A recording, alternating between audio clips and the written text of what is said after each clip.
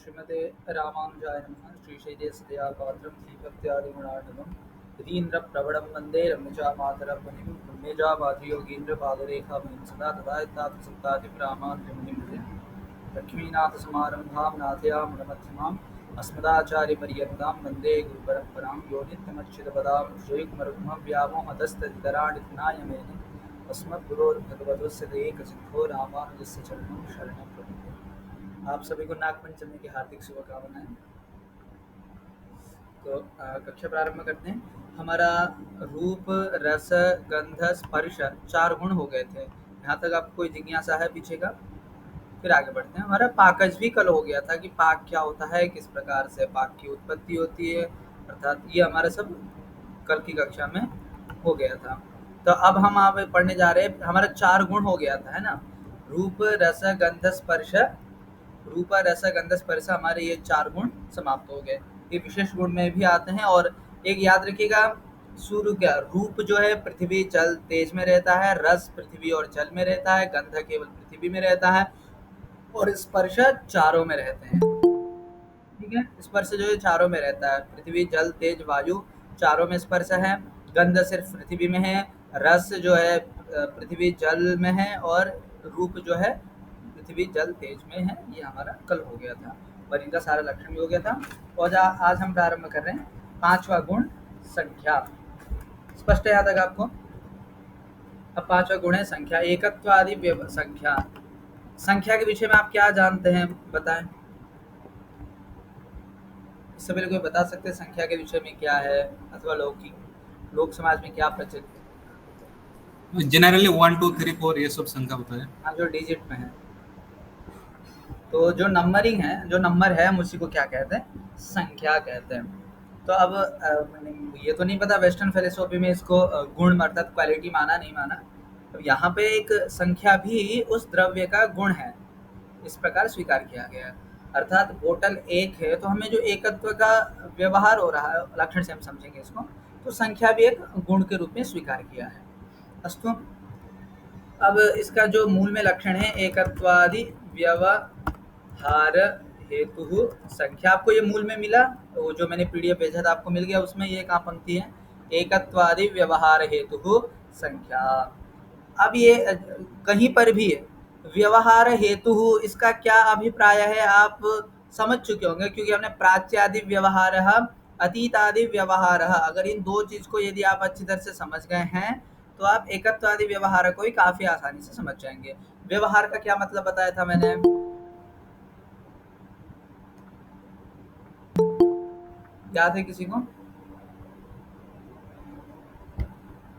अस्तु, व्यवहार का मतलब यहाँ पे 3 चीज है, एकत्वादि, दूसरा है व्यवहार, तीसरा है हेतु। हेतु का मतलब था असाधारण कारण, ये हमारा हो गया था असाधारण कारण। और व्यवहार का मतलब बताया था ज्ञानजनक शब्द प्रयोग।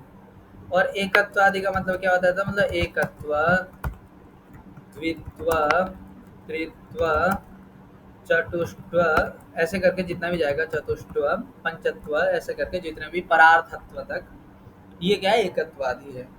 तो हम जो एकत्वादि व्यवहार कर पा रहे हैं, उसका जो असाधारण कारण है, व्यवहार मतलब शब्द प्रयोग। हमने कहा एकः वृक्षः, हमने क्या कहा, एकः वृक्षः। तो एकः वृक्ष, हमें एकः इस प्रकार का हमने जो शब्द प्रयोग किया, उसका जो असाधारण कारण है, उसी को हम क्या कहते हैं, संख्या कहते हैं। स्पष्ट है? जिस गुण का होने से हम ये जान पा रहे हैं कि बोतल में एकत्व है, उसी को हम क्या कहते हैं, संख्या कहते हैं। स्पष्ट है आपको ये चीज? अब एकत्वादि कितने हैं ये अलग विषय है, अब इसमें चिंतन करते हैं। पहले लक्षण का अर्थ समझिए। एकत्वादि व्यवहार हेतुत्वम संख्यायाः लक्षणम। आप ऐसे लक्षण कर लीजिए संख्या का, एकत्वादि व्यवहार हेतुत्वम संख्याया लक्षणम। ठीक है, एकत्वादि व्यवहार हेतुत्वम संख्याया लक्षणम। इसका लक्षण है एकत्वादि जो व्यवहार है, एकः, द्वौ, त्रयम्, एकः द्वौ त्रयः चत्वारः पञ्च षट् सप्त अष्ट नव दश एकादश द्वादश त्रयोदश चतुर्दश पंचदश करते करते करते परार्थ तक जो व्यवहार करते, इस व्यवहार का, व्यवहार मतलब क्या, शब्द प्रयोग, ज्ञानजनक शब्द प्रयोग, मतलब एकः द्वौ त्रयः अथवा एकं द्वे त्रीणि चत्वारि पञ्च षट् सप्त, इस प्रकार का जो व्यवहार है, इस व्यवहार के लिए जो असाधारण कारण बने हैं उसी को हम क्या कहते हैं, संख्या कहते हैं। ठीक है, इसमें कोई आपको संशय है? बड़ा सरल है भाई, प्राच्यादि व्यवहार की तरह ही है अभी, एकत्वादि व्यवहार हेतु संख्या। स्पष्ट है? अब आगे कह रहे सा नवद्रव्य वृत्ति, बोला संख्या किसमें रहती है? नौ द्रव्य में रहता है। ये भी स्पष्ट है। यदि हम कह रहे हैं कि नौ द्रव्य है, तो यहाँ द्रव्य नौ प्रकार का है, इसको बताने के लिए भी तो हम नव एक संख्यावाचक शब्द का प्रयोग कर रहे हैं। इसका मतलब स्वाभाविक है नौ द्रव्य में ही रहेंगे, मतलब संपूर्ण द्रव्य में रहेंगे। नौ द्रव्य मतलब संपूर्ण द्रव्य। तो यहाँ एक खासियत है, यहाँ देखिए ग्रंथकार ने नवद्रव्य वृत्ति कहा है, सर्वद्रव्य वृत्ति नहीं कहा। चाहे तो वो सर्वद्रव्य वृत्ति भी कह सकते थे, क्योंकि अब देखिए संख्या, सा, सर्व, एक, यदि हम शास्त्रीय भाषा से भी देखें, क्या बोलते साहित्यिक भाषा से भी, यहाँ पे अनुप्रास मिलेगा। यदि वो सर्वद्रव्य वृत्ति लिखेंगे तो सर्व द्रव्य व मिलेगा, स मिलेगा, फिर भी यहाँ पर ग्रंथकार ने नव लिखा। इससे कहीं ना कहीं ये चीज दिखाना चाह रहे हैं कि नव द्रव्य, इस प्रकार के कहने से ही हमें ये पता चल रहा है कि नौ द्रव्य में संख्या रहती है। स्पष्ट है? क्यों नौ द्रव्य में संख्या क्यों रहती है? जब हम बोल ही रहे कि नौ द्रव्य है, इसका मतलब नौ द्रव्य में संख्या है, तभी तो नौ द्रव्य ऐसा प्रयोग कर पा रहे हैं। अब ऐसा प्रयोग करने में हेतु कौन बन रहा है? संख्या बन रहा है। अर्थात हम नवद्रव्य वृत्ति में नव शब्द का जो प्रयोग कर रहे हैं, उसका असाधारण कारण कौन है? नवत्व संख्या। यदि हम एक वृक्ष, इस प्रकार का जो व्यवहार कर रहे हैं, उसमें जो एक का जो शब्द प्रयोग हो रहा है, उसके प्रति कारण कौन है? एकत्व संख्या, अर्थात ये संख्या नामक गुण। स्पष्ट है आपको? तो आगे कह रहे हैं सा नवद्रव्य वृत्ति, ये जो संख्या है नौ द्रव्य में रहते हैं। तो बोले एकत्वादि होते कितने हैं? 1 2 3 4 5 6 7 8, कहाँ तक जाएगा? बोला परार्थ पर्यंत, परार्थ तक जाता है। तो ये परार्थ तक कितना होता है, इसको थोड़ा सा यहाँ पे समझते हैं। एकम, ठीक है। अब एकम को इंटू 10 कर दीजिए, कितना होगा? 10, ठीक है। एकम 10 शतम चैव, बस इंटू 10 कर देना। एक श्लोक है, एकम 10 शतम चैव सहस्रमयुतम तथा, याद है किसी को श्लोक? लक्षं च नियुतं चैव कोटिरर्बुदमेव च वृन्दं खर्वो निखर्वश्च,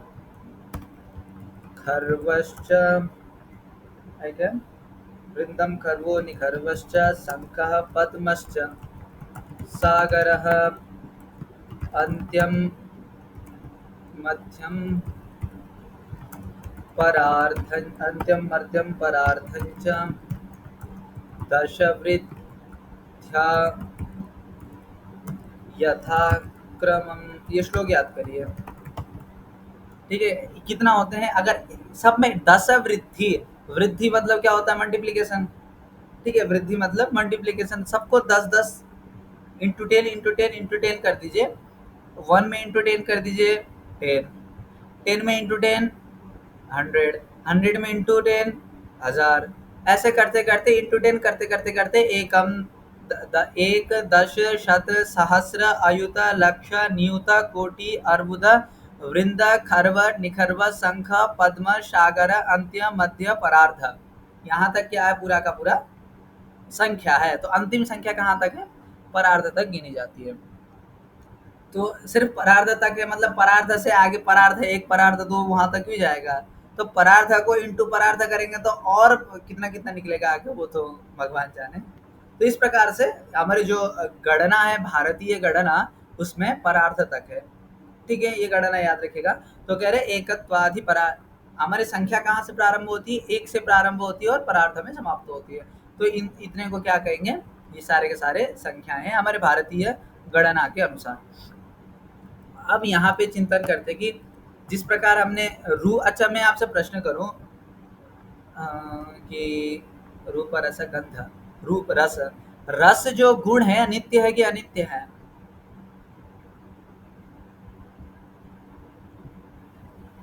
हमने कल ही पढ़े थे जी। परमाणु स्वरूप नित्य है। किसका स्वरूप?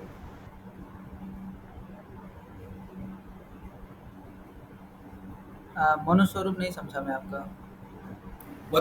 परमाणु स्वरूप नित्य हाँ, परमाणु स्वरूप नित्य है और कार्य स्वरूप अनित्य है। कार्य स्वरूप नहीं, परमाणु में जो गुण है, हाँ हाँ। परमाणु में जो रस है वो क्या है? नित्य है। और परमाणु से इतर अर्थात जो कार्य रूप है वो अनित्य है। तो क्या पृथ्वी के परमाणु में भी रस नित्य है?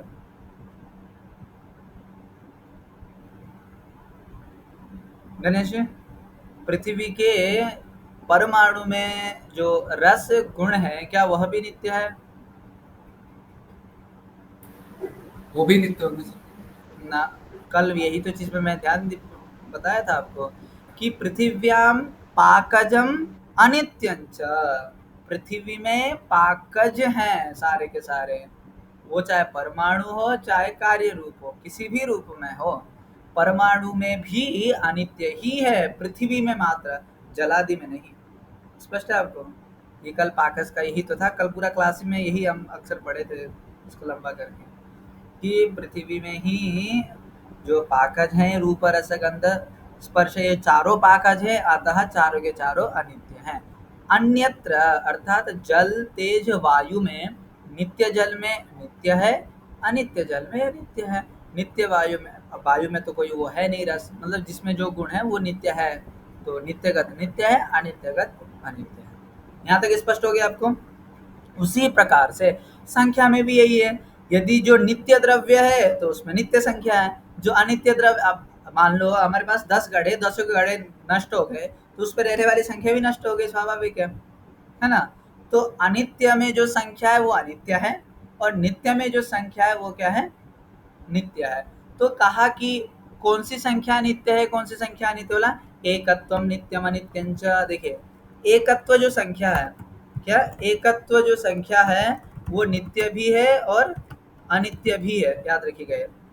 एकत्व जो संख्या है नित्य भी है और अनित्य भी है, द्वित्वादि सारे के सारे अनित्य ही हैं। केवल यदि दुनिया में कोई भी चीज नित्य है, या तो एक है या तो अनंत है। अब इससे स्पष्ट हो गया हमें, यदि जब एकत्व संख्या ही नित्य और अनित्य विभाग किया गया है और द्वित्वादि को अनित्य माना गया है, तो दुनिया में ऐसे कोई भी चीज हो जो जो दो हों वो क्या है? अनित्य है। अर्थात द्वित्वादि संख्या इसलिए अनित्य है क्योंकि द्वित्वादि संख्याओं का जो आधार है वह भी क्या है? अनित्य है। अर्थात हमारे पास 10 घड़े हैं, तो 10 संख्या का आधार कौन हुआ? वो 10 घड़े हुए हैं। स्पष्ट है? अब परमाणु कितने आप गिन तो नहीं सकते, परमाणु तो अनंत है, तो अब वो संख्या में नहीं आया, अनंत तो कोई संख्या नहीं है। स्पष्ट है? अनंत तो संख्या से व्यतिरिक्त है, मतलब जिसका हम गणना ही नहीं कर सकते उसको हम अनंत कहते हैं, नॉन काउंटेबल। जिसको हम गणना ही नहीं कर सकते उसको हम क्या कह रहे हैं? अनंत कह रहे हैं। इसका मतलब संख्या के रिलेटिव चीज है ही नहीं वो अनंत। अब आते हम जो एक एक है, अर्थात आकाश एक है, काल एक है, दिक एक है कि नहीं है? आकाश काल दिक ये तीनों के तीनों एक है और तीनों के तीनों क्या है? नित्य है। आत्मा और मन जो ये भी अनंत है, तो इसका मतलब क्या हुआ? एकत्व संख्या जो है नित्य में, अर्थात आकाश नित्य मतलब केवल तीन ही चीजें, सोचना ही नहीं है, पृथ्वी जल तेज वायु, बात खत्म, क्योंकि ये परमाणु रूप में रहते हैं, ये एकत्व की बात ही नहीं है इसमें। आकाश काल दिक तीन ही एक ऐसे द्रव्य है जो एक है, एक होने के कारण नित्य है। ठीक है, स्पष्ट है ये भी? उसके बाद आत्मा और जो मन है वो क्या है? अनेक है, अनेक मूल्य है, वो अनंत है, तो उसमें एकत्व और संख्या का दायरे में वो चीज आया ही नहीं। तो स्पष्ट है ना? तो एकत्व जो नित्य, एकत्व नित्य किसे कहा गया है? आकाश काल दिक, बस ये तीन ही को कहा गया, इसके अतिरिक्त किसी को एकत्व नित्य नहीं कहा है, क्योंकि उसका जो भी है या तो अनेक अनंत है उसके अतिरिक्त। द्वित्वादिगम, तो द्वित्वादि जितने भी हैं वो सारे के सारे क्या है? अनित्य हैं। स्पष्ट है ये? आगे एक द्वित्वादिकम तो सर्वत्र अनित्यमेव। एकत्व जो है नित्य और अनित्य दोनों है, तो नित्य द्रव्य में नित्य है, अनित्य द्रव्य में अनित्य है। ये इसलिए कह रहे हैं। यहाँ नित्य कैसे हुआ आपको समझ में आया? क्योंकि आकाश काल दिक एक ही है और नित्य है, उसमें जो एकत्व संख्या वो भी नित्य ही रहेगा। लेकिन घड़ा है, एक घड़ा टूट गया, अब उसमें एकत्व नहीं रहा, अब वो एकत्व का तो नाश हो गया। इस प्रकार से एकत्व। लेकिन ये द्वित्वादि जो संख्या है ये अपेक्षा बुद्धि के हमेशा। एक बात याद रखें, आपके सामने 10 घड़े हैं, तो प्रत्येक घड़े में एकत्व है कि नहीं है? अगर मैं प्रश्न करूं, ये एक है, ये एक है, ये एक है, ये एक है, 1 2 3 4 5 6 7 8 9 10, ये कितनी संख्या हुई? 10। 10 हुई। लेकिन प्रत्येक संख्या में एकत्व है कि नहीं है? प्रत्येक संख्या में एकत्व है, एक एक में एकत्व है। हाँ, एक एक में एकत्व है। मान लो ये आप एक को घड़े के रूप में देखो, हमारे सामने 10 घड़े हैं, तो प्रत्येक घड़े में भी तो एकत्व है। अगर मैं आपसे कहूं कि ये एक हाथ है, कितना हाथ है? एक हाथ है। अब ये कितना हाथ हुआ? 2 दो हाथ है। हुआ। क्या इस हाथ का एकत्व खत्म हो गया? नहीं, ना। उसमें जुड़ा हुआ है सर। हाँ, अर्थात हम द्वित्वादी जो है वो हमारी अपेक्षा पे आधारित है, हम कितना लाना चाह रहे हैं उसमें। समझ रहे हैं आप?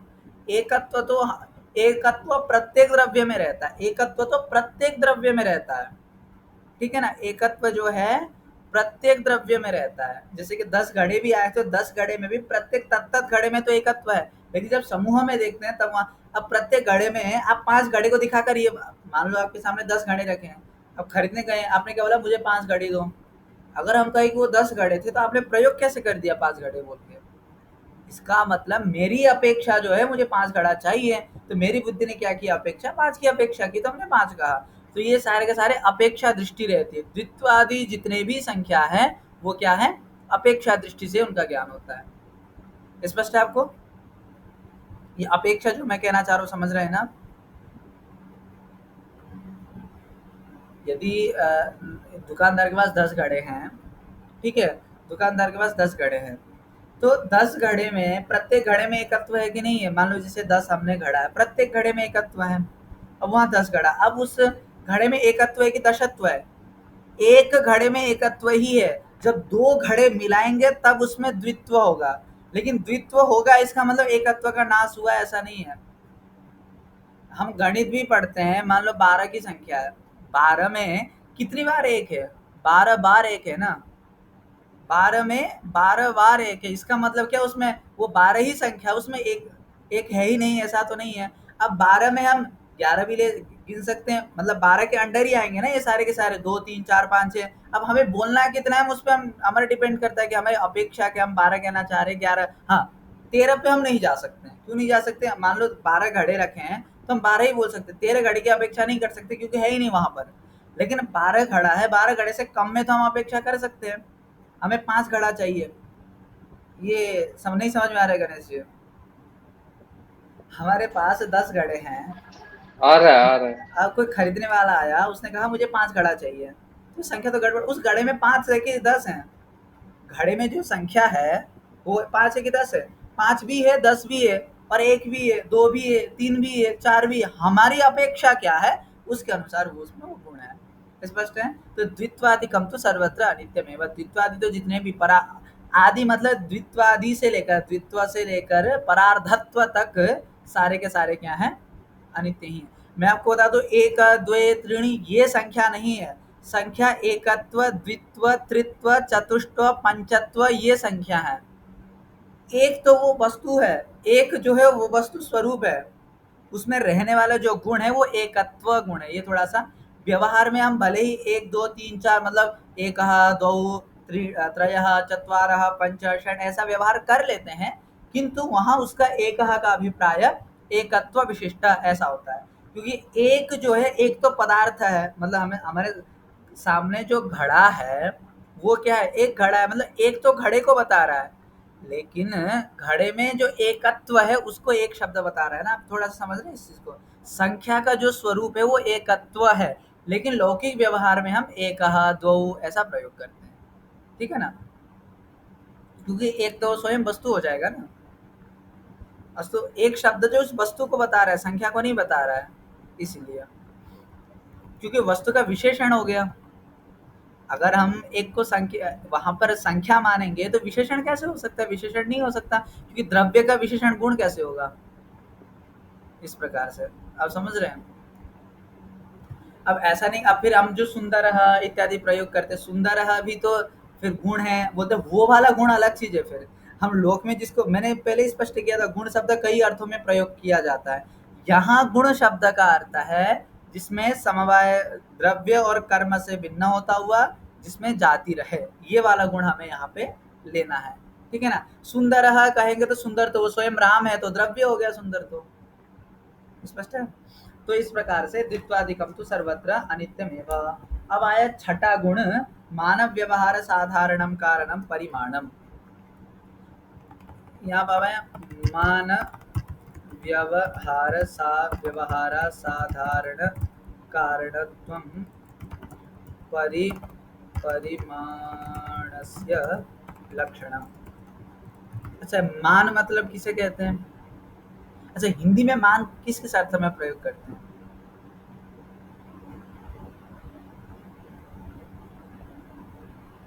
सम्मान अर्थ में।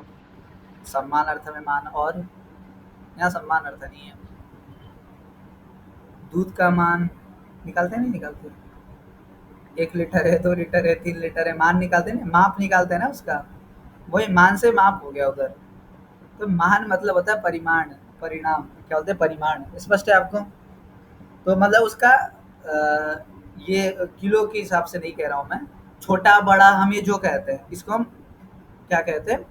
मान कहते हैं। जैसे कि लघु बृहत है ना, छोटा बड़ा लंबा चौड़ा, ये सारे के सारे क्या है? मान है, पर माप है ये सारे के सारे। तो मान जो व्यवहार है, हम माप का व्यवहार कैसे करते हैं? जैसे कि मैंने कहा था संख्या का व्यवहार कैसे करते हैं? एक वृक्ष, ये इस प्रकार का संख्या का व्यवहार हुआ।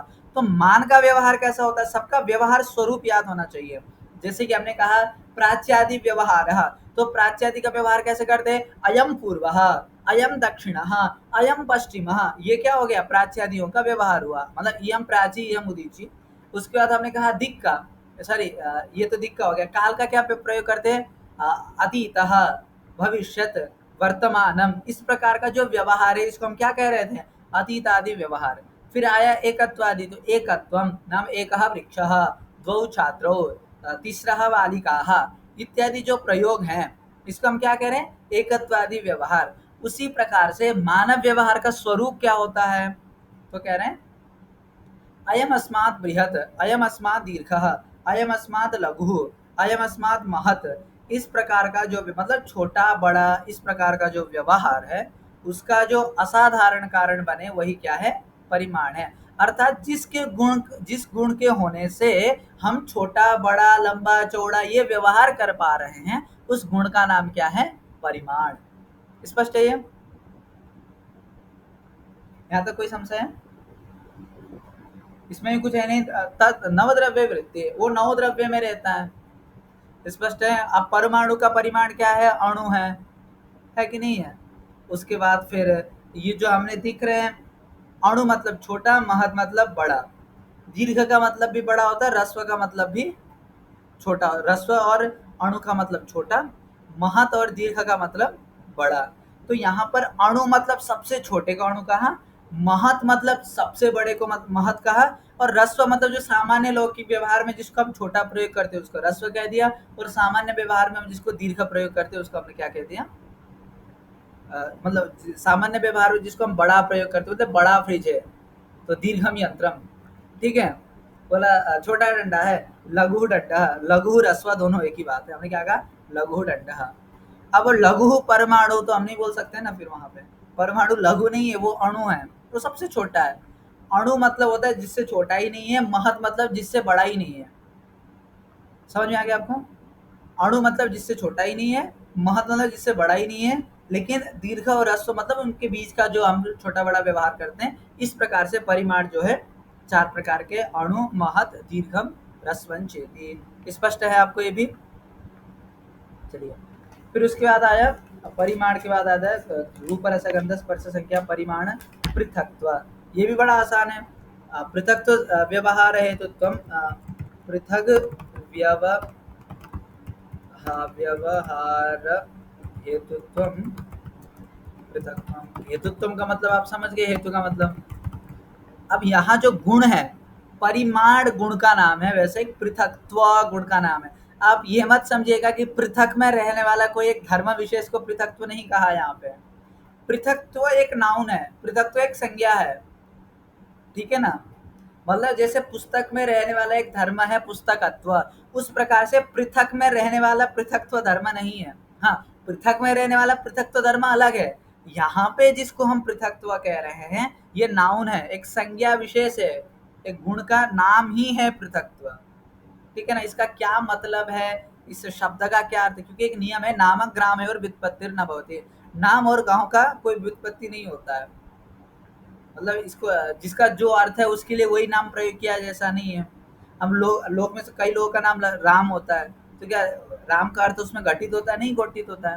तो इसका मतलब हम हर जगह में नाम पे उसका व्युत्पत्ति नहीं देखते। तो एक ऐसे ही हास्यास्पद कहे है व्यवहार में, नामक ग्रामयोर व्युत्पत्तिर न भवति, एक व्याकरण में प्रयोग आता है। किसी का नाम हो, किसी का संज्ञावाची हो, तो वहां पे हम व्युत्पत्ति नहीं देखते। वो रूढ़ हो गया तो हो गया, उसकी संज्ञा है तो है, खत्म। उसी प्रकार से पृथकत्व भी एक गुण है। अब बोला कैसा गुण, बोला पृथक व्यवहार। जिस प्रकार मानव व्यवहार कैसा था, अयम लघु, अयम दीर्घ, अयम ह्रस्व, इस प्रकार का जो व्यवहार था वो मानव व्यवहार था। तो पृथक व्यवहार कैसे होगा, तो पृथक व्यवहार होगा अयम अस्मात् पृथक, अयम अस्मात् पृथक, रामः लक्ष्मणात् पृथक, राम लक्ष्मण से भिन्न है। पृथक मतलब भिन्न है। तो अयम अस्मात् पृथक, इस प्रकार का जो व्यवहार कर पा रहे हैं, इस व्यवहार का जो असाधारण कारण है वो क्या है, पृथकत्व नाम का एक गुण है, जिसके वजह से हम अयम अस्मात् पृथक इस प्रकार का व्यवहार कर। अब यही व्यवहार है इस प्रकार का, मतलब राम लक्ष्मण से भिन्न है, दूध दही से भिन्न है, हमने कहा कि मोबाइल लैपटॉप से भिन्न है। वो तो आप कुछ भी अर्थ ले लो, कहीं भी तक खींच के ले जाओ, लेकिन इस भिन्न वाला पृथक पद लगाकर, अब यहाँ जरूरी नहीं है कि पृथक पद ही लगाया जाए, भिन्न पद का भी प्रयोग कर सकते हैं, व्यतिरिक्त पद का भी प्रयोग कर सकते हैं। मतलब ऐसा अर्थ जहाँ पे प्रतीति हो रही हो पृथक वाला, उसका जो असाधारण कारण है वो क्या है, परिमाण है, परिणाम सॉरी पृथकत्व नामक गुण है। यहाँ तक स्पष्ट है। ये भी क्या है, सर्वद्रव्य वृत्ति। ये सर्वद्रव्य वृत्ति क्यों है, क्योंकि हमें पता है द्रव्य गुण से भिन्न है। द्रव्य जो है गुण कर्म समवाय, जो द्रव्य जो है अन्य अच्छा सॉरी पदार्थ में नहीं ले जा सकते ना, द्रव्य में देखना है, गुण द्रव्य में रहता है। तो पृथ्वी जो है जल तेज वायु आकाश काल आत्मा से भिन्न है। जल जो है पृथ्वी तेज वायु आकाश काल आत्मा से भिन्न है। तेज जो है पृथ्वी जल वायु आकाश काल आत्मा से भिन्न है। उसके बाद वायु जो है पृथ्वी जल तेज आकाश काल आत्मा मन से भिन्न है। उसी प्रकार से आकाश जो है पृथ्वी जल तेज वायु काल आत्मा मन से भिन्न है। इस प्रकार तत्त द्रव्य दूसरे द्रव्यों से भिन्न है। इसका मतलब सभी में पृथकत्व नामक गुण है। स्पष्ट है आपको। उसके बाद आया सर्व संयुक्त व्यवहार हेतु। आप सबका व्यवहार स्वरूप याद रखिएगा। जिस प्रकार प्राच्यादि व्यवहार मतलब क्या था, अयम प्राची, इयम प्राची, इयम अवाची, इयम उदीचा, अथवा अयम पूर्वः, अयम दक्षिणः, अयम पश्चिमः, इस प्रकार का जो व्यवहार इसे हम कहेंगे प्राच्यादि व्यवहार। उसी प्रकार से अतीतादि व्यवहार मतलब अतीतः, भविष्यत, वर्तमानम, इस प्रकार का जो व्यवहार है वो क्या हुआ, अतीतादि व्यवहार। फिर उसके बाद कौन सा व्यवहार आया था अभी, एकत्व मतलब एकः द्वौ त्रीणि, एकः द्वौ त्रयः चत्वारः, इस प्रकार का जो व्यवहार है ये क्या हो गया, एकत्वादि व्यवहार। उसी प्रकार से अयम लघु, अयम दीर्घः, अयम ह्रस्वः, इस प्रकार का जो व्यवहार है वो क्या हुआ, मानव व्यवहार। पृथक व्यवहार क्या हुआ, अयम अस्मात् पृथक, इस प्रकार का जो व्यवहार हुआ पृथक व्यवहार हुआ। अब आया संयुक्त व्यवहार, इमौ संयुक्तौ, देखिए संयुक्त व्यवहार हेतुत्वं संयोगस्य लक्षणम्, ठीक है। संयुक्त व्यवहार हेतुत्वं संयोगस्य लक्षणम्। संयुक्त व्यवहार मतलब इमौ संयुक्तौ, ये दोनों संयुक्त हैं। संयुक्त मतलब संयोग से युक्त हैं, ये दोनों चिपके हुए हैं अथवा ये दोनों अपने आपस में संबंधित हैं, इस प्रकार से जो भी हम कहें, इस प्रकार का जो व्यवहार है उसके लिए जो असाधारण कारण बने वो कौन है? संयोग है। स्पष्ट है आपको? गणेश जी समझ में आ गया आपको? भैया आपका ही मुखारविंद का दर्शन हो रहा है। आपको स्पष्ट, यहाँ तक स्पष्ट है? संयोग समझ में आ गया? ये इस प्रकार है, इमौ संयुक्तौ इति व्यवहार साधारण कारणत्वं संयोगस्य लक्षणम्। इमौ संयुक्तौ इति व्यवहार साधारण कारणत्वं संयोगस्य लक्षणम् अथवा संयुक्त व्यवहार हेतुत्वं संयोगस्य लक्षणम्। यहाँ तक स्पष्ट है आपको? इसमें कोई आपत्ति नहीं, बस व्यवहार समझना है और उस व्यवहार का हेतु कौन है इस चीज को समझना है हमें, ठीक है? इसमें और सर्वद्रव्य वृत्ति, ये भी जो है सर्वद्रव्य वृत्ति, सभी द्रव्य में रहता है, स्पष्ट है? 9 द्रव्य में रहता है संयोग नामक गुण। लेकिन संयोग के 3 भेद हैं, पहले 2 भेद बढ़ते, एक कर्मज और एक संयोगज। ये मैंने कहा था कि संयोग क्या होता है, मैं संयोग पढ़ाते वक्त बताऊंगा। और कर्मज संयोग के भी 2 भेद है, उभय क्या था, अन्यतर कर्मज और उभय कर्मज। यहाँ तक स्पष्ट है आपको? संयोग के 2 भेद है, कर्मज संयोग और कर्मज संयोग के भी 2 भेद हैं, अन्यतर कर्मज और उभय कर्मज। फिर आया संयोगज संयोग। अन्यतर कर्मज का उदाहरण क्या है? जैसे कि अन्यतर का मतलब क्या होता है? 2 में से 1, 2 में से 1 को क्या बोलते हैं? अन्यतर। जैसे कि पर्वते पक्षी, क्या बोलते हैं? पर्वते पक्षी कहा, पर्वत में पक्षी है, ठीक है ना? तो पर्वत और पक्षी का जो संयोग है वो अन्यतर कर्मज संयोग है। अर्थात पर्वत उड़ के तो पक्षी के पास नहीं आया, पर्वत में तो कोई क्रिया नहीं हो रही है, कर्म मतलब क्रिया, समझ गए ना? पर्वत में तो कोई कर्म नहीं हो रहा, पर्वत तो एक जगह पर बैठा हुआ है। क्या किया? पक्षी ने अपना कर्म, मतलब पक्षी स्वयं के कर्म के द्वारा, कर्म मतलब वो पुण्य पाप वाला कर्म नहीं, क्रिया, पक्षी स्वयं अपने क्रिया के द्वारा कहाँ के बैठ गया? पहाड़ में बैठ गया, पर्वत में बैठ गया। तो यहाँ पे एक ही तरफ का कर्म लग रहा है, तो इसलिए क्या हुआ? अन्य तरह कर्मज। अब उभय कर्मज का उदाहरण क्या है? उभय कर्मज का होगा मेषयोर युद्धः, मेषयोर युद्धः। खैर आप तो ये सारे सिस्टम बंद हो गए, अभी भी पहाड़ों में देखने को मिलता है, नेपाल में बहुत जगह पे। 2 मेष बोलते हैं ना, शीप बोलते हैं जिसको, हिंदी में क्या बोलते हैं? भेड़ बकरे, हम भेड़ जिसे बोलते हैं, उन दोनों का युद्ध किया जाता है। अजार युद्ध, बकरियों का युद्ध होता है और बेलों का युद्ध कराया जाता है ना। तो वहां पे क्या होता है? इधर से भी बेल आ रहा है, इधर से भी बेल आ रहा है, दोनों में क्रिया हो रही है और दोनों की क्रिया से वहां पे उन दोनों का संयोग हो रहा है। तो ये क्या हो गया? उभय कर्मज। उभय मतलब दोनों, दोनों तरफ से, ठीक है ना? तो अन्य तरह कर्मज उभय कर्मज संयोग समझ में आ गया आपको? अब संयोगज संयोग है कि हस्त पुस्तक संयोगेन अथवा संयोगात काय पुस्तक संयोगः।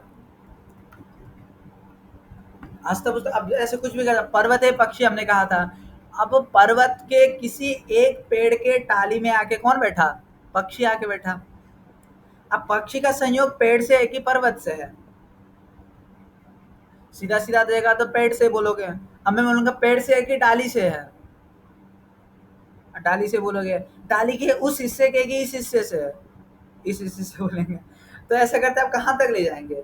किसी एक जगह पे तो हम करेंगे, लेकिन हाँ, उसी डाली के संयोग से पेड़ का संयोग बन रहा है, पेड़ के संयोग से पर्वत के साथ उसका संयोग बन रहा है, तो इसको बोलते हैं संयोग। ज संयोग, ज मतलब उत्पन्न होने वाला। तो कर्मज संयोग मतलब कर्म से उत्पन्न होने वाला जो संयोग है उसे हम क्या बोलते हैं? कर्मज संयोग। और संयोग से उत्पन्न होने वाला, संयोग से मतलब क्या कि मान लो मेरे हाथ में क्या है? पुस्तक है, ये मेरे हाथ में पुस्तक है। तो अब जो संयोग है हाथ के साथ है कि मतलब पुस्तक का जो संयोग है इस हाथ के साथ है कि मेरे शरीर के साथ है? सीधा सीधा देखा जाए तो अब हाथ के साथ बोलेंगे, हाथ के साथ भी बोलेंगे तो कलाई के साथ है, ये पंजा के साथ है। अब कहीं भी लेके जाओ आप, तो मेरे हाथ के साथ संयोग है, अतः मेरे शरीर के साथ भी संयोग है। तो हाथ के साथ संयोग होने, हाथ के साथ जो संयोग है, उस संयोग से उत्पन्न हो रहा है शरीर और पुस्तक का संयोग। तो इसी को बोलते हैं संयोगज संयोग। वो हो गया कर्मज संयोग, ये हो गया संयोगज संयोग। समझ में आया? ये भी क्या है? नवद्रव्य वृत्ति। जी शीतल जी। यहाँ पर कर्मज का अर्थ क्या बताया? ये पर्वते पक्षी जो उदाहरण दिया, तो फिर पर्वत तो वहीं पर है, हाँ, पंछी वहां पर उड़कर आया है, तो फिर उसने तो क्रिया की है, तो यहाँ पर कर्म का उपयोग मतलब अर्थ क्या होगा या कर्म का कर्मश? मतलब क्रिया। तो यहाँ पे कर्म का पर्वत में मतलब कोई क्रिया। हाँ, कर्म हम्म। का मतलब क्रिया। पर्वत में कोई भी कर्म अच्छा। नहीं हो रहा है, पर्वत में कोई भी मूवमेंट नहीं, मूवमेंट हाँ। कहाँ पे है? पक्षी में है। तो अन्य हम्म। तरह, यदि आप संस्कृत में प्रविष्ट हैं तो आपके लिए तो शब्द सुनते ही अर्थ लग जाएगा, लेकिन संस्कृत में हम्म। प्रविष्ट नहीं है तो आपके लिए ये कि अन्य तरह का मतलब होता है दो में से एक, अन्यतम का हाँ। मतलब होता है बहुतों में से एक, ठीक है ना? तो हम्म। अन्यतर मतलब दोनों में से किसी एक का क्रिया के द्वारा जो संयोग हो रहा हो, जैसे कि पर्वत में पक्षी आके बैठ गई। अब आया हम्म। उभय कर्म, मतलब दोनों, जैसे कि दो भैंस लड़ रहे हैं, आपस में जूझ रहे हैं, वो हो गया मेषयोर युद्धः, मैंने किया। हम्म। हाँ, हाँ द्वितीयोद्युक्तम्। गुरुजी, उसमें वो जो सर्वद्रव्य वृत्ति के प्रत्येक द्रव्य में कैसे रहता है संयोग? एक मिनट, कैसे नहीं रहता आप बताएं, आप किस में नहीं दिखाना चाह रहे हैं? सब में रहता है। अब जैसे कि मूर्त का क्या लक्षण किया था हमने, सॉरी विभु का क्या लक्षण किया था? सर्वमूर्त द्रव्य संयोगित्व। अब विभु है, कई पदार्थ विभु है, तो कहीं ना किसी के साथ संयुक्त होगा ही होगा। सभी पदार्थ का सभी पदार्थ के साथ नहीं, सभी द्रव्यों का सभी द्रव्यों के साथ नहीं है, किंतु किसी ना किसी, मतलब प्रत्येक द्रव्य का किसी ना किसी रूप से तो संयोग होता ही है किसी ना किसी के साथ। जी गुरुजी, समझ में आया। हाँ, यहाँ पर यही वाली बात हो गई ना कि मैंने शुरू में कहा था कि पदार्थ क्या साथी हैं, तो हमारे सामने तो हजारों पदार्थ दिख रहे हैं, तो वहां पे केवल एक प्रकार को कह रहे थे। उसी प्रकार से सभी पदार्थ, सभी द्रव्यों का सभी द्रव्यों के साथ संयोग भले ही ना हो, लेकिन किसी ना किसी रूप में तो तत्त माने पृथ्वी जल तेज वायु आकाश का, पृथ्वी जल तेज वायु, इनका संयोग आपको समझ में आ रहा है? जो दीजिए, पृथ्वी जल तेज वायु, ये चार चीज का आपको संयोग तो हमें स्पष्ट है, पता चल ही रहा है। जी गुरुजी, हाँ। उसका आया आकाश, आकाश विभु है, विभु है मतलब संयोग। विभु का लक्षण क्या गया था? सर्वमूर्त द्रव्य संयोगित्वम, अर्थात विभु है इसका मतलब संयुक्त है। अब आकाश काल दिक आत्मा, ये सभी के सब क्या है? विभु है। उसके बाद मन है, मन भी हमने क्या बताया था? आत्मा मन साथ संयुज्यते, आत्मा मन के साथ संयुक्त होता है, तो मन में भी संयोग गुण है। लेकिन संयोग गुण एक में नहीं होता है, संयोग एक प्रकार का संबंध विशेष भी है, तो इसलिए संयोग जो होता है दोनों के बीच में होता है। स्पष्ट है आपको? अब इसमें भी बड़ा लौड़ा चढ़ा है कि हम, अब मान लो हाथ और पुस्तक का संयोग है तो थोड़े से जगह पे संयोग माने या पूरा पुस्तक का संयोग, अब वो ऊपरी ग्रंथ में है विचार। मैं अब इसलिए कह रहा हूँ कि कोई आप पहले प्रश्न न कर दे इस सारे विषय को लेकर, ये ऊपरी ग्रंथ में इसका विचार है इन सारी चीज का कि संयोग है तो इतनी जगह पे ही हुआ है, मतलब पूरा पुस्तक का संयोग माना जाए या थोड़ा सा पुस्तक का ही संयोग माना जाए, जितने जगह पे छू रहा है। तो इसमें भी तो एक व्याप्य वृत्ति और अव्याप्य वृत्ति दो प्रकार के गुण होते हैं। जैसे कि रूप जो है व्याप्य वृत्ति है, अब इसको विषय नहीं छंडना चाहता, तो व्याप्य वृत्ति मतलब होता है संपूर्ण द्रव्य में रहने वाला, अव्याप्य वृत्ति मतलब होता है संपूर्ण द्रव्य में न रहने वाला। जैसे संयोग है, संयोग संपूर्ण द्रव्य में नहीं रहता है, किसी एक भाग हिस्से में ही रहता है, जिसको अव्याप्य वृत्ति गुण कहते हैं। और रूप है जो संपूर्ण द्रव्य में रहता है, तो उसको हम कहते हैं व्याप्य वृत्ति। इस प्रकार से भेद है गुण के। अस्तु, अब आया विभाग में। तो विभाग का क्या लक्षण है? तो संयोग नाशको गुणो विभाग, संयोग को नष्ट करने वाला जो गुण है उसे हम क्या कहेंगे? विभाग कहेंगे। संयोग नाशकत्वे नाशकत्वे सति गुणत्वं विभागस्य लक्षणम्। संयोग नाशकत्वे सति, संयोग का नाशक होता हुआ जो गुण है, अर्थात संयोग को नाश करने वाला जो गुण है, उसे हम क्या कहते हैं? विभाग कहते हैं। ये भी स्पष्ट है। मान लो ये दो संयोग है, तो ये क्या हो गया? अलग हो गए, विभाग हो गए, तो विभक्त हो गए। तो ऐसा जो गुण है उसको हम क्या कहेंगे? विभाग कहेंगे। अब यहाँ पे प्रश्न बनता है कि संयोग नाशकत्वम, इतना ही लक्षण करो। नाशकत्वम अगर हम इतना ही लक्षण करेंगे तो हमारी अतिव्याप्ति जाएगी क्रिया में। किसमें? क्रियादो क्रियायाम आदो नहीं, बस क्रिया में अतिव्याप्ति। क्रिया में क्यों अतिव्याप्ति जाएगी? यदि कोई भी चीज संयुक्त है उसको अलग करने के लिए हमें क्रिया की आवश्यकता पड़ेगी। कोई भी चीज संयुक्त है उसको अलग करने के लिए हमें किस चीज की आवश्यकता पड़ेगी? क्रिया की आवश्यकता पड़ेगी। तो संयोग नाशकत्व जो धर्म है क्रिया में भी आया, अतः हमें क्या पद देना है? गुणत्व भी देना है, क्योंकि क्रिया में गुणत्व धर्म नहीं रहता है। यदि हम केवल गुणत्वम इतना ही लक्षण करेंगे तो रूपादि में अतिव्याप्ति जाएगी, क्योंकि रूपादि भी गुण है। अतः संयोग नाशकत्वे सति गुणत्वम, यह पूरा हमें लक्षण करना पड़ेगा विभाग का। और विभाग भी क्या है? सभी द्रव्य में रहता है, तो इसका मतलब जितना संयोग है उतना ही विभाग होगा। ध्यान रखिए, जब संयोग उभय कर्मज है, अन्य तरह कर्मज है, तो विभाग भी क्या होगा? उभय कर्मज या अन्य तरह कर्मज। अब उसको रिवर्स कर दीजिए। अभी पक्षी आके बैठा था, अब उसको रिवर्स कर दीजिए, क्या हो जाएगा? पक्षी वहां से उड़ जाएगी। अब यहाँ पे भी क्रिया किसकी हो रही है? विभाग होने में पक्षी की हो रही है, तो ये हो गया अन्य तरह कर्मज। अभी दो बेल आके आपस में जुड़ रहे थे, इसको रिवर्स कर दीजिए, क्या हो जाएगा? वो आपस वापस जा रहे हैं, तो इसका मतलब क्या हुआ? उभय कर्मज। ठीक है, विभागज विभाग।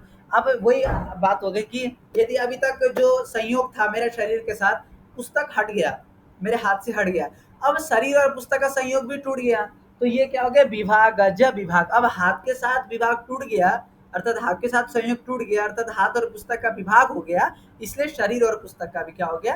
विभाग हो गया। इस प्रकार से 3 प्रकार का हमारा हो गया विभाग। मैं लिख देता हूँ, अन्यतर कर्मज, उभय कर्मज और क्या है? अन्यतर कर्मज, उभय कर्मज, विभागज विभाग।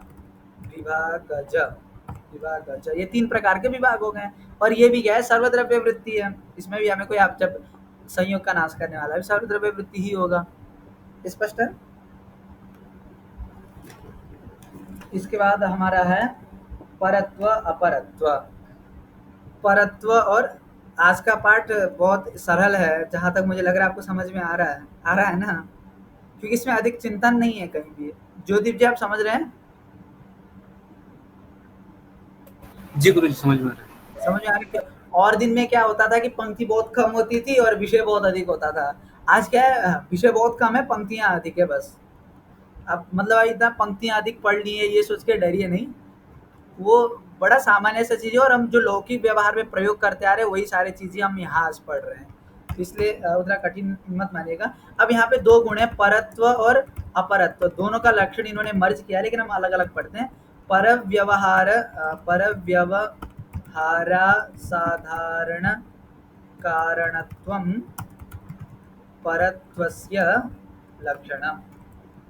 ठीक है, अब क्या होगा? अपरव्यवहार साधारण कारणत्वं अपरत्वस्य लक्षणम्।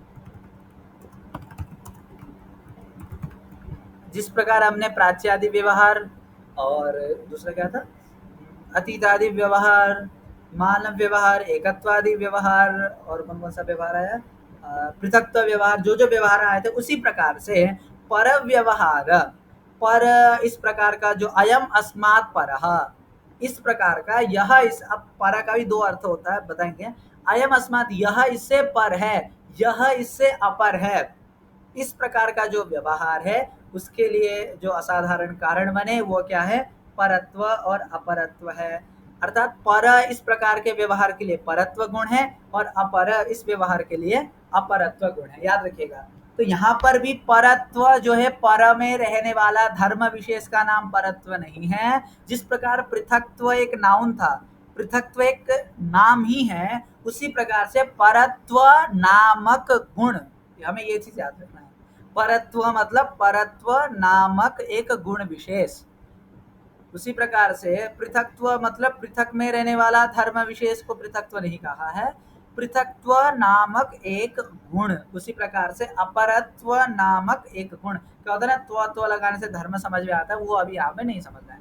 तो परह और अपरह का क्या अर्थ हो सकता है? तो अयम अस्मात्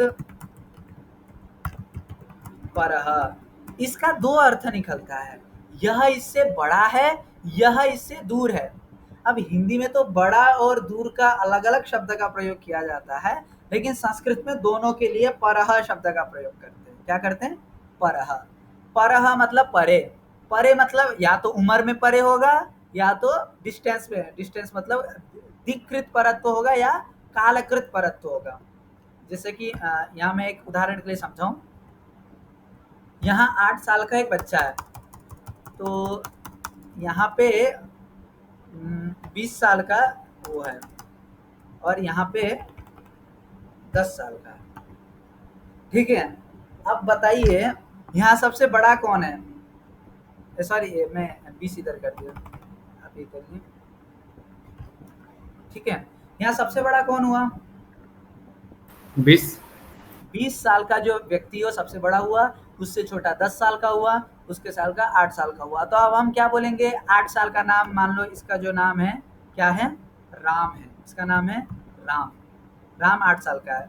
इसका नाम है भरत। भरत जो है 20 वर्ष, भरत जो है 10 वर्ष का है और इसका नाम है सुदर्शन। अब सुदर्शन जो है 20 साल का है।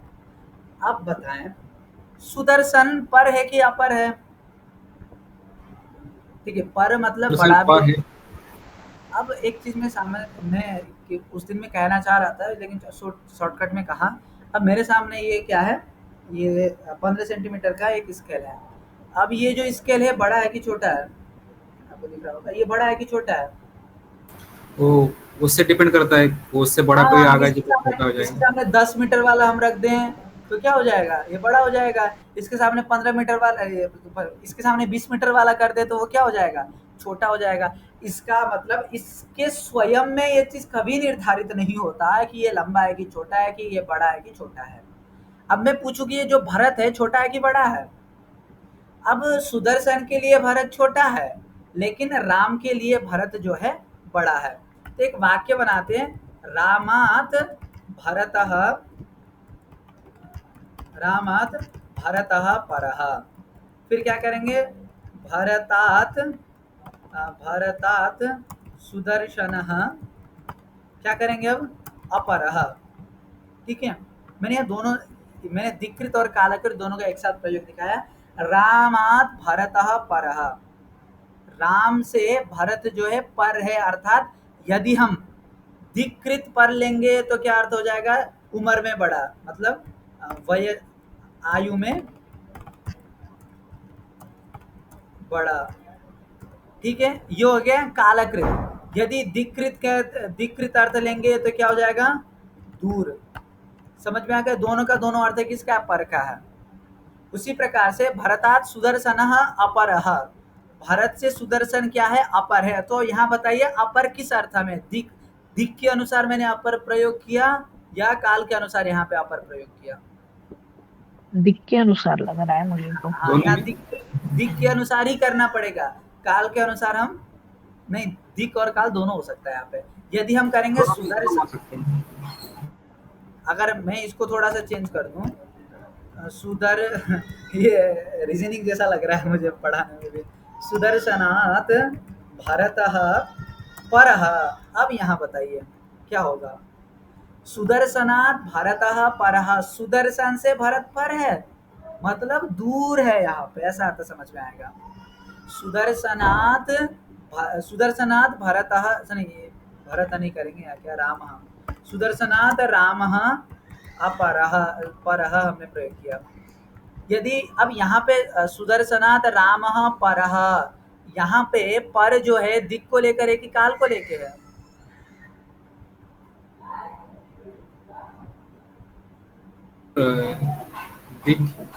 दिक को लेके। क्या दिक को सुदर्शन लेकर है। से राम आयु में छोटा है, बड़ा है? नहीं ना, सबसे बड़ा तो सुदर्शन है। फिर भी हमने यहाँ पे अपर प्रयोग किया, तो यहाँ अपर का अर्थ क्या है? सुदर्शन से उम्र में छोटा है, अर्थात कनिष्ठ है। स्पष्ट है आपको ये चीज? तो ये जो भरत के लिए पर कौन हुआ? यदि भरत के लिए दिकृत पर हमें देखना है तो राम होगा। भरत के लिए कालकृत पर देखना है तो कौन होगा? सुदर्शन होगा। समझ में आ गया आपको? अब सुदर्शन के लिए कालकृत पर कोई भी नहीं है यहाँ पे, लेकिन सुदर्शन के लिए दिक्कृत पर राम भी है और दिक्कृत पर अपर भरत भी है, क्योंकि नजदीक में भरत है, दूर में राम है। इस प्रकार से आप दोनों पर अपर समझ गए, दिक्कृत और कालकृत। एक उदाहरण से हम समझते, दिक्कृत और दिक्कृत तथा कालकृत। तो दिक्कृत का व्यवहार कहते हैं, एक बार पंक्ति देख लीजिए आपको समझ में आ जाएगा। तो परापर व्यवहार साधारण कारणे परत्वा परत्वे। अब यहाँ परत्वा परत्वे क्यों ऐसा प्रयोग किया?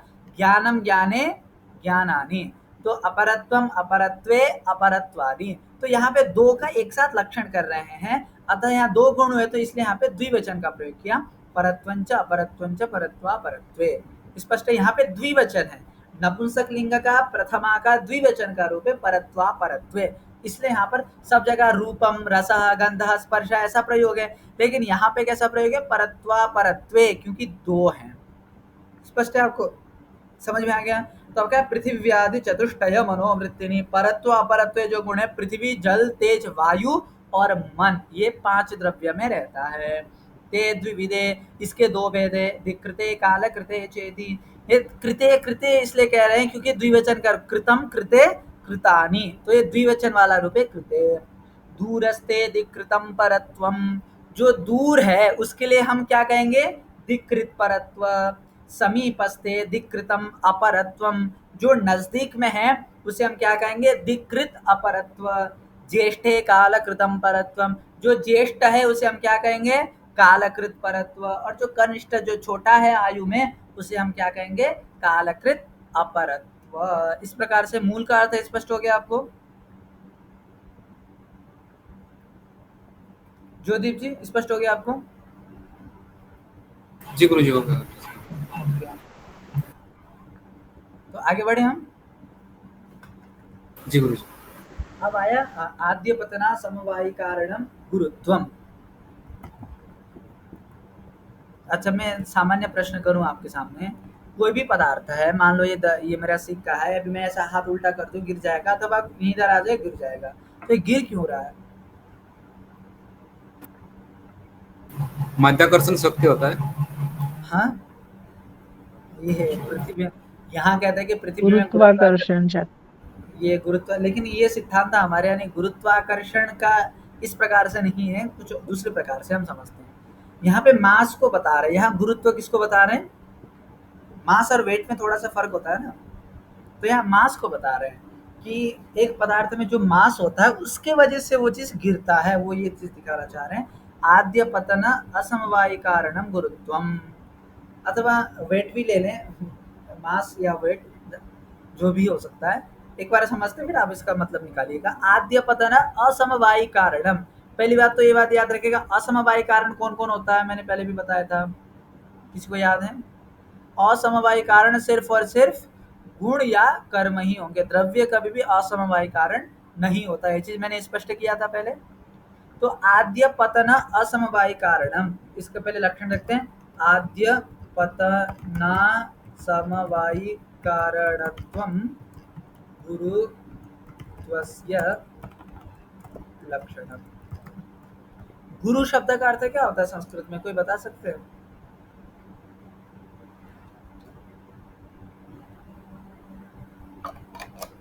गुरु शब्द का प्रयोग कहाँ किया जाता है? शिक्षक के लिए, टीचर के लिए, हाँ, वो तो जनरल। उसके अतिरिक्त है, वो पुल्लिंग का वाला था। नपुंसक लिंग में जो गुरु शब्द का वो प्रयोग करते हैं, अच्छा, वो नहीं पता मुझे, अच्छा, अलंकार का पता है, वो लघु गुरु वाला। महत चीज वो के लघु लिए। गुरु वाला भी ठीक है, वहाँ मात्रा के लिए भी गुरु शब्द है। गुरु का अर्थ बड़ा या भारी, दो अर्थ होता है। हाँ, गुरु का अर्थ होता है बड़ा, आपका जो मात्रा वाला जो था वहाँ बड़ा अर्थ है, लेकिन एक भारी अर्थ के लिए भी हम क्या बोलते हैं? गौरव हो रहा है, हमें बोलते हैं ना, गुरु शब्द से गौरव शब्द बना। हिंदी में जो गौरव, मुझे गौरवान्वित हो रहा हूँ, मैं गौरवान्वित हो रहा हूँ, हो रही हूँ, जो व्यवहार करते हैं वो गुरु शब्द से मुझे बड़प्पा लग रहा है, बोलते नहीं बोलते हम? तो बड़प्पा को दिखाने के लिए हम गौरव शब्द का प्रयोग करते हैं। तो गुरु शब्द से हम बड़ा अर्थ को दिखाने के लिए गौरव प्रयोग करते हैं। स्पष्ट है? तो आद्य पतन असमवायी कारणम कारणम गुरुत्वम, तो इसका लक्षण क्या हो जाएगा? आद्य पतन असमवायी कारणत्वम गुरुत्वम। यदि कोई बुक यहाँ से गिर रहा है तो ये हो गया पहला जो पतन है, उसे हम क्या कहेंगे? आद्य पतन। उसके बाद जो है द्वितीय आदि पतन, द्वितीय तृतीय चतुर्थ पंचम इत्यादि जो भी हैं वो क्या है? द्वितीय आदि पतन है। स्पष्ट है? तो यहाँ पर इतना ही कह देते, आद्य पतन का जो कारण है, सॉरी यहाँ पर केवल पतन का जो कारण है वही गुरुत्व है, इतना ही हम कह दो। पतन का जो असमवायी कारण है, इतना ही हम पहले आप गुरुत्व का स्वरूप समझ गए कि जो आद्य पतन है, मान लो कोई यहाँ से वस्तु गिर रहा है, यहाँ से नीचे गिरते गिरते तक करोड़ों लाखों पतन हो जाएंगे। ये पहला पतन, दूसरा, तीसरा, चौथा, पांचवा, छठा कर करके, अब वो हम दिखा नहीं सकते कि ये पहला है या दूसरा। पहला हम दिखा सकते, दूसरा, तीसरा, चौथा तो हम दिखा नहीं सकते। वो जिस प्रकार शतपत्र छेदन न्याय से हमें अनुमान लगाना पड़ेगा। जिस प्रकार 100 पत्ते रखे हैं, एक साथ काटेंगे तो हमें पता है सबसे पहले पहला कटा है, फिर दूसरा कटा है, फिर तीसरा कटा है, लेकिन उसको हम दिखा नहीं सकते, सिर्फ समझ सकते। उसी प्रकार से जब यहाँ नीचे तक गिर गया कोई भी पदार्थ, कोई भी द्रव्य यहाँ से नीचे गिर गया, तो उसमें कम से कम करोड़ों पतन हो गए होंगे, वहां हुए हैं, स्पष्ट है। तो उसमें जो प्रथम पतन है, जो आद्य पतन है, उसका जो असमवायी कारण है, उसे हम क्या कहेंगे? गुरुत्व कहेंगे। स्पष्ट है आपको? अब यहाँ प्रश्न कर रहे हैं कि लक्षण केवल इतना ही करो, क्या? पतना समवायी कारणत्वम, इतना ही लक्षण करो तो कहाँ अतिव्याप्ति जाएगी? वेगे अतिव्याप्ति है। कहाँ जाएगी? वेग में अतिव्याप्ति जाएगी। अर्थात द्वितीयादि पतन में गुरुत्व कारण नहीं है, द्वितीयादि पतन में कारण कौन है? वेग। तो हम केवल पतना समवायी कारणत्वम इतना ही लक्षण करेंगे तो वेग में अतिव्याप्ति जाएगी। क्यों? पतना समवायी कारणत्वम संपूर्ण लक्ष्य गुरुत्व में ये लक्षण घटित होता हुआ लक्ष्य से भिन्न अलक्ष्य में भी, अलक्ष्यभूत जो वेग है उसमें भी यह जो लक्षण है संघटित हो रहा है। अतः हमें क्या पद देना आवश्यक है? आद्य। आद्य पद न देंगे तो वेग में अतिव्याप्ति जाएगी। स्पष्ट है यहाँ तक? अब आया, ये कहा रहता है पृथ्वी जल वृत्ति। पृथ्वी और जल दो ही द्रव्य में गुरुत्व नामक गुण रहता है। समझ में आ गया आपके यहाँ तक? तो कोई प्रश्न है तो बताएं, जो समझे आपको। कल से फिर द्रवत्व शुरू करेंगे हम।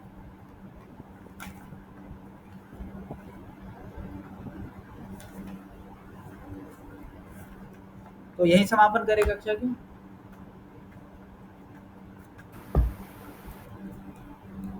क्योंकि हम अगर द्रवत्व उठाएंगे तो इसको लग जाएगा 5-6 मिनट समझाने में। ज्योतिप जी, गायत्री जी, शीतल जी। जी गुरु जी, यहाँ पर रुकते हैं, कोई बात जी नहीं। गुरु जी, अभी तो कुछ मतलब सवाल नहीं है, बाद में जो रिकॉर्डिंग देख के कुछ अगर जिज्ञासा हो तो मैं बाद में बताऊंगा। लेकिन आपको यहाँ तो समझ में आ रहा है ना?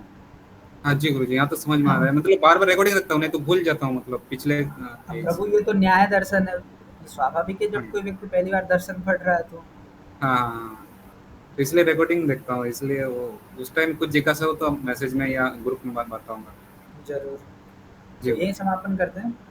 हाँ। अस्तु। तो मंगला शासन परेर मदाचार्य पुरोगमैः सर्वैश्च पूर्वैराचार्यैः सत्कृतायास्तु मंगलम्। श्री